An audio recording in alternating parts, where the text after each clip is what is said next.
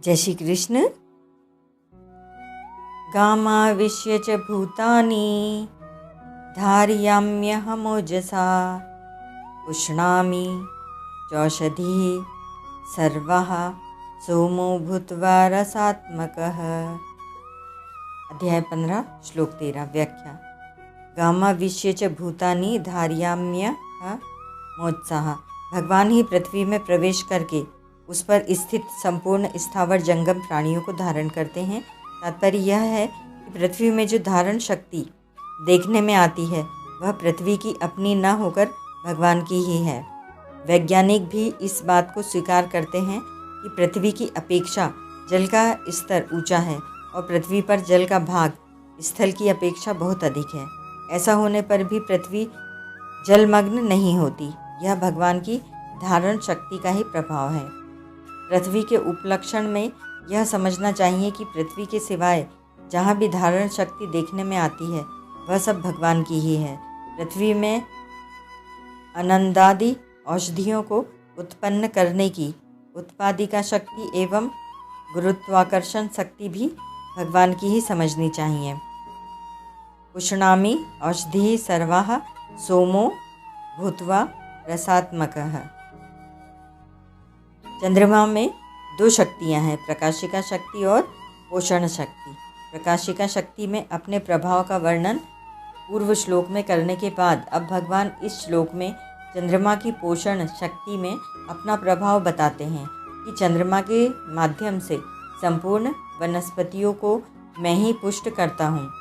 चंद्रमा शुक्ल पक्ष में पोषक और कृष्ण पक्ष में शोषक होता है।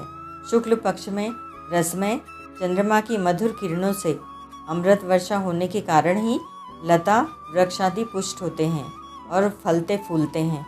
माता के उदर में स्थित शिशु भी शुक्ल पक्ष में वृद्धि को प्राप्त होता है। यहाँ सोमः पद चंद्रलोक का वाचक है, चंद्रमंडल का नहीं। नेत्रों से हमें जो दिखता है वह चंद्रमंडल है। चंद्रमंडल से भी ऊपर आँखों से न दिखने वाला चंद्रलोक है। उपयुक्त पदों से विशेष रूप से सोमः पद देने का अभिप्राय यह है कि चंद्रमा में प्रकाश के साथ साथ अमृत वर्षा की शक्ति है। वह अमृत पहले चंद्रलोक से चंद्रमंडल में आता है और फिर चंद्रमंडल से भूमंडल पर आता है। यहाँ औषधि पद के अंतर्गत गेहूँ, चना आदि सब प्रकार के अन्न समझने चाहिए। चंद्रमा के द्वारा पुष्ट हुए अन्न का भोजन करने से ही मनुष्य, पशु, पक्षी आदि समस्त प्राणी पुष्टि प्राप्त करते हैं। औषधियों, वनस्पतियों में शरीर को पुष्ट करने की जो शक्ति है वह चंद्रमा से आती है। चंद्रमा की वह पोषण शक्ति भी उसकी अपनी न होकर भगवान की ही है। भगवान ही चंद्रमा को निमित्त बनाकर सबका पोषण करते हैं। परिशिष्ट भाव। पृथ्वी, चंद्रमा आदि सब भगवान की अपरा प्रकृति है। गीता 7वें अध्याय का 4था श्लोक।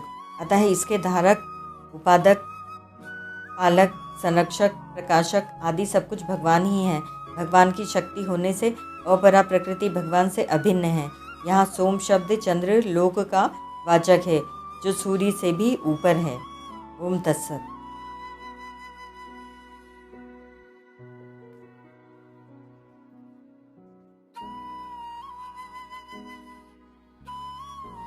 स्वर्ग, सूर्य, चंद्र तथा नक्षत्र सहित आकाश, 10 दिशाएं, पृथ्वी और महासागर ये सब भगवान वसुदेव की शक्ति से ही धारण किए हुए हैं।